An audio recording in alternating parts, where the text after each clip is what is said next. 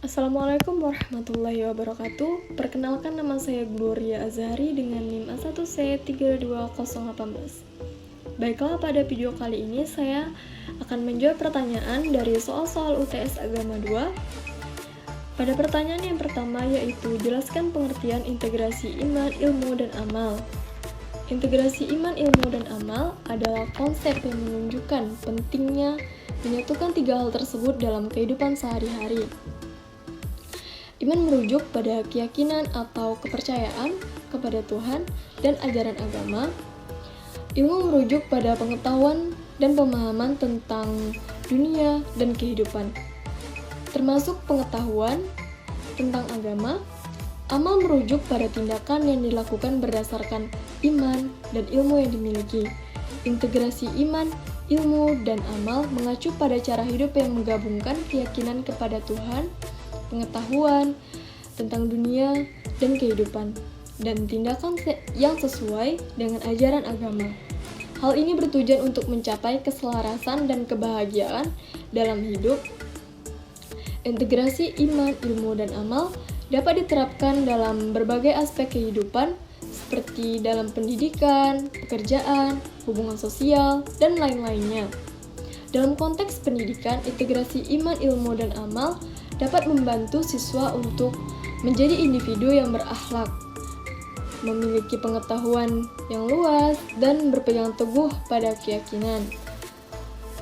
Dalam konteks pekerjaan, integrasi iman, ilmu, dan amal dapat membantu individu untuk menjalankan tugas-tugasnya dengan penuh tanggung jawab dan integritas.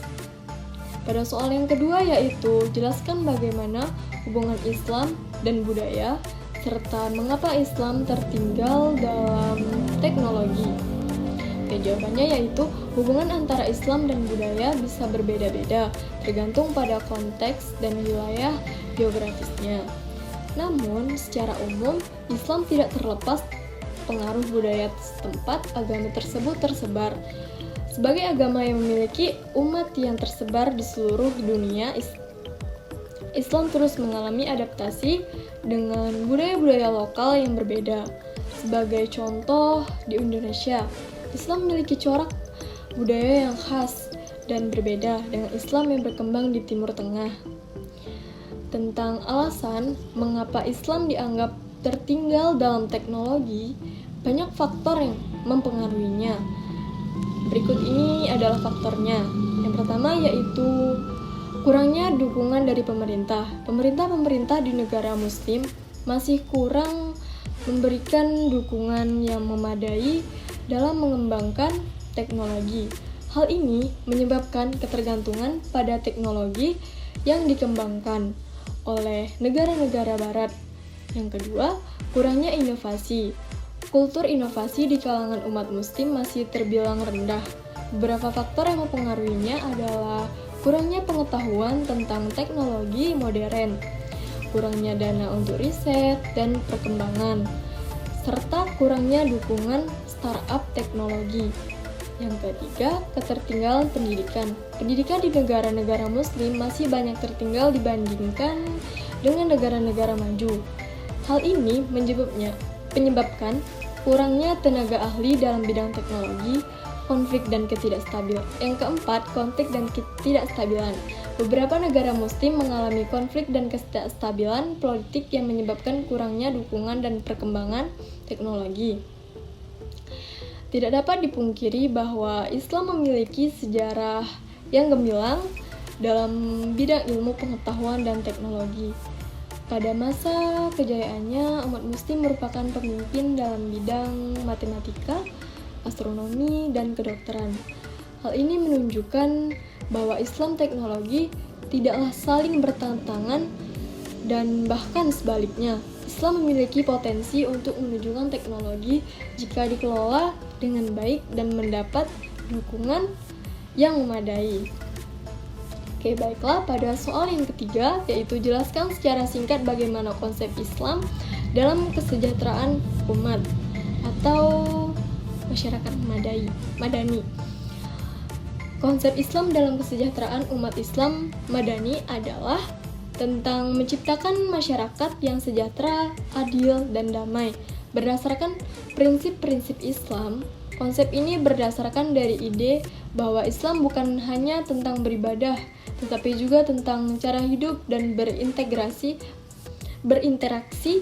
dengan orang lain. Masyarakat madani dalam Islam adalah masyarakat yang terbuka, toleran, dan inklusif. Masyarakat ini didasarkan pada prinsip-prinsip keadilan, persamaan, dan keseimbangan. Masyarakat madani juga berusaha menciptakan lingkungan sosial yang sehat, aman, dan berkelanjutan.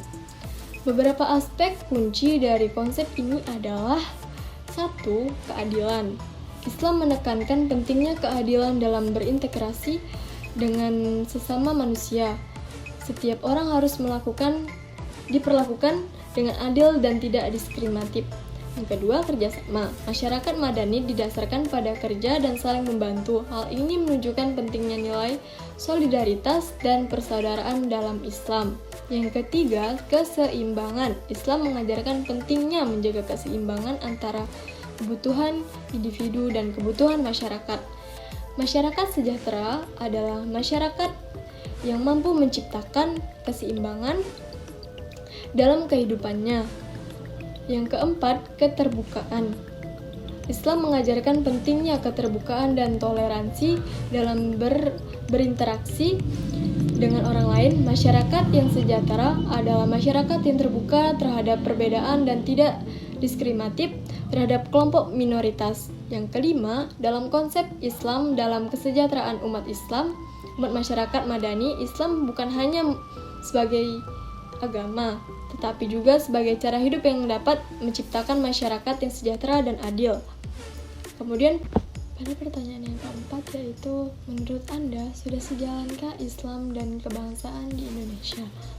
Oke, jawabannya sebagaimana tercantum dalam pembukaan Undang-Undang Dasar Negara Republik Indonesia tahun 1945, Indonesia adalah negara yang berdasarkan Pancasila sebagai dasar negara dan merupakan negara yang beragama. Oleh karena itu, Islam dan kebangsaan dapat dikatakan sudah sejalan di Indonesia. Islam telah menjadi agama mayoritas di Indonesia dan memiliki pengaruh yang besar dalam kehidupan bermasyarakat, berbangsa, dan bernegara. Namun, Indonesia memiliki keberagaman budaya, agama, dan suku bangsa yang sangat kaya, sehingga perlu menjunjung tinggi nilai-nilai Bhinneka dan pluralisme. Sejauh mana keberhasilan implementasi nilai-nilai ini dalam praktik kehidupan di Indonesia masih perlu diperjuangkan dan ditingkatkan.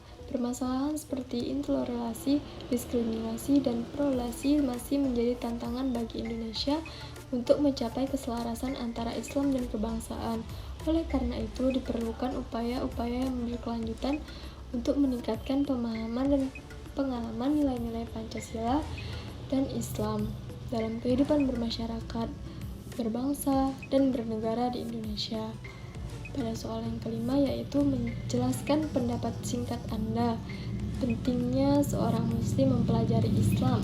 Oke, jawabannya sebagaimana agama yang diakui oleh mayoritas masyarakat Indonesia, mempelajari agama Islam memiliki banyak manfaat dan kepentingan bagi seorang muslim. Yang pertama, mempelajari agama Islam dapat meningkatkan pemahaman dan keimanan seorang terhadap ajaran agama, sehingga dapat membentuk karakter dan kepribadian yang baik. Yang kedua, mempelajari agama Islam dapat membantu seseorang untuk menjalankan ibadah dan akhlak yang benar, serta memahami prinsip-prinsip dasar berinteraksi dengan manusia-manusia dan lingkungan sekitar. Yang ketiga, mempelajari agama Islam juga dapat memberikan pandangan dan pemahaman yang baik terhadap masalah-masalah sosial dan kehidupan kompleks, sehingga dapat memberikan solusi yang baik dalam menghadapinya. Kemudian yang keempat, mempelajari agama Islam dapat memberikan pemahaman yang lebih baik terhadap keberagaman budaya dan suku bangsa yang ada di Indonesia, sehingga dapat membantu memupuk nilai-nilai Bhinneka dan menghindari konflik yang disebabkan oleh perbedaan. Oleh karena itu, penting bagi seorang muslim untuk mempelajari agama Islam agar menjalankan kehidupan yang lebih baik menjadi muslim yang berkualitas dan memberikan kontribusi positif bagi masyarakat dan lingkungan sekitarnya. Cukup sekian dari saya.